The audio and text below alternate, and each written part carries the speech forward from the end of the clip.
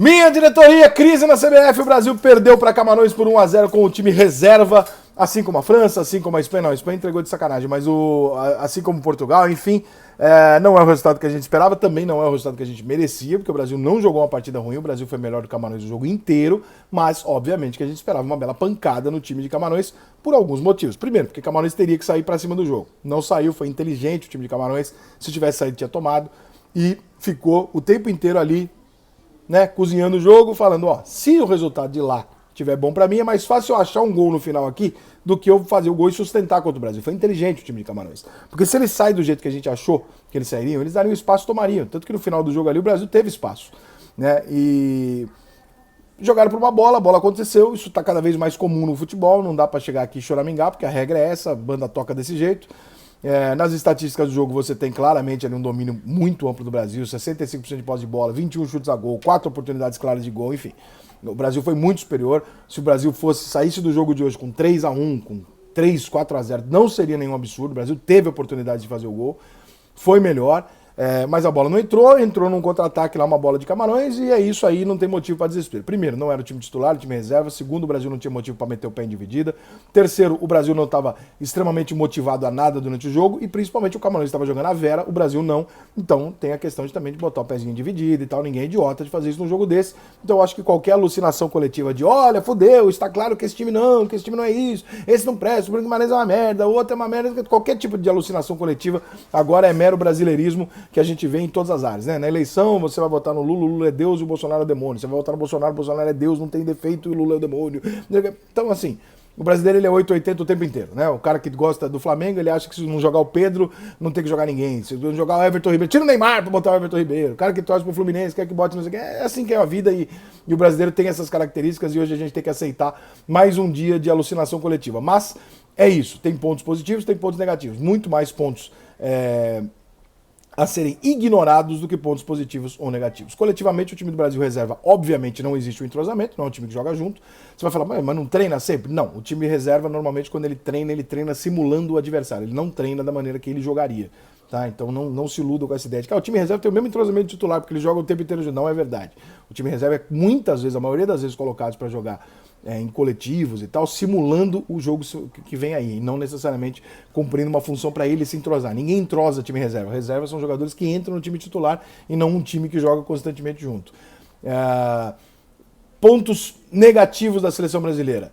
O Brasil foi muito individualista. Deu para perceber que não havia coletivo, também por causa do entrosamento que eu falei agora, mas numa dificuldade muito grande de fazer o jogo fluir de pé em pé. O Brasil depende demais de uma jogada individual. Então, tudo que o Brasil é bem ajeitado defensivamente, o Brasil descompensa na questão coletiva ofensiva. Ofensivamente, o Brasil depende demais de uma jogada do Vinícius, de uma jogada do Neymar, de uma jogada do Rafinha, né, de um lance do Richarlison. Tal. O Brasil depende demais do individual.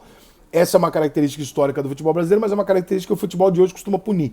Então, acho que o Brasil precisa de um pouco mais de coletivo ofensivamente.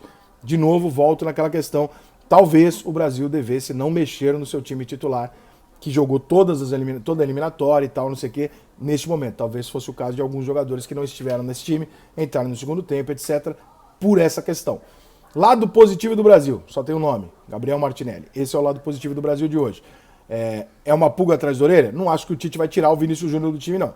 Mas o Tite tem agora desenhado para ele o seguinte, ó, o Vinícius Júnior é um jogador que recebe 20 bolas por jogo e desperdiça, por tentar o lance mais difícil, sempre por ele ser um craque, 16. O Martinelli recebeu 10 e fez as 10 continuarem. Então o Vinícius Júnior é um jogador onde a jogada termina ou com uma grande chance de gol, ou termina nos pés dele porque ele tentou alguma coisa que não conseguiu passar. O Martinelli deu sequência a todas as jogadas.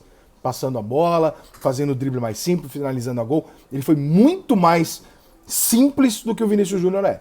Se você considerar que o Neymar não é um jogador simples, que ele dificulta o jogo também, que o Rafinha também é um driblador, talvez na cabeça do Tite ele fale, opa, talvez seja interessante eu botar o Vinícius Júnior no segundo tempo e ter um garoto como esse, que vai fazer o jogo fluir normalmente, né, no decorrer da partida. Porque perder a bola contra Camarões é uma coisa, perder muito a bola contra a França, contra a Inglaterra é outra parada.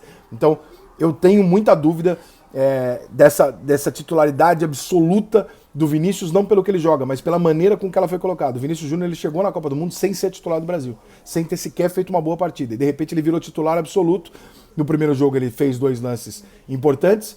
No primeiro e no segundo, somados, foi o jogador que mais perdeu bolas e errou lances na Copa do Mundo, isso é estatístico, porque é o jogador que mais tenta também, tá? Isso também é estatístico, mas isso tem um peso. Então, se o Tite quiser, eventualmente, como eu considero isso uma possibilidade muito razoável, o Vinícius Júnior para cima de uma defesa cansada, ele é o demônio. Eu gosto demais da ideia do Vinícius Júnior entrar sempre no segundo tempo. Não porque ele não possa ser titular, mas eu acho muito foda um Vinícius entrar no segundo tempo. É o Denilson daquela Copa, né?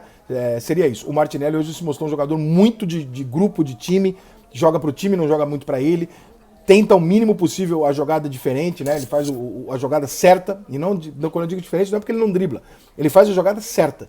Ele errou nenhuma vez. Todas as vezes que a bola chegou nele, ele sabia exatamente o que ele tinha que fazer e fez. Né? Nenhuma delas foi brilhante. Não foi. O Vinícius talvez tivesse feito uma brilhante. Mas, em compensação, teria perdido 7. O Gabriel não perdeu nenhuma. Então, essa balança na cabeça do Tite, eu acho que vai ficar assim. Tirando isso, ninguém hoje ali fez nada de espetacular. Daniel não comprometeu. O Fabinho fez um bom jogo. Eu acho que, inclusive, com o mau jogo que fez ofensivamente o Bruno Guimarães, o Fabinho pode até se tornar um nome na cabeça do Tite. Você, pô, o Fred não tá tão bem. Bruno Guimarães entrou hoje muito mal. Pô, se eu botar o Fabinho que jogou muito bem, pode ser uma opção, se o Neymar ainda não puder jogar, né? Então, tem algumas coisas ali hoje que dá pro Tite ficar com dor de cabeça. A contusão do Telles é uma merda, né? Porque o Brasil só tem ele e o Alexandre também tá machucado. Eu ouvi, e eu não consegui confirmar até o momento que eu gravei esse vídeo, de que durante a Copa um jogador contundido podia ser substituído. Eu só não sei se isso acaba com a estreia ou se isso é durante a Copa do Mundo. Eu não sei. De falar a verdade, não deu tempo de eu ir atrás disso entre o final do jogo e gravar o vídeo. Até porque eu estava fazendo live aqui no canal. Mas vamos imaginar que não seja o caso. Você ficar sem lateral é uma merda. Nós já estamos com problema na lateral direita, agora nós temos 2 problemas na lateral esquerda. Então, isso é um fator, sim, que pode eliminar o Brasil de uma Copa. Tá? O Brasil perder 2 posições do campo é uma coisa que pode tirar um time da Copa do Mundo.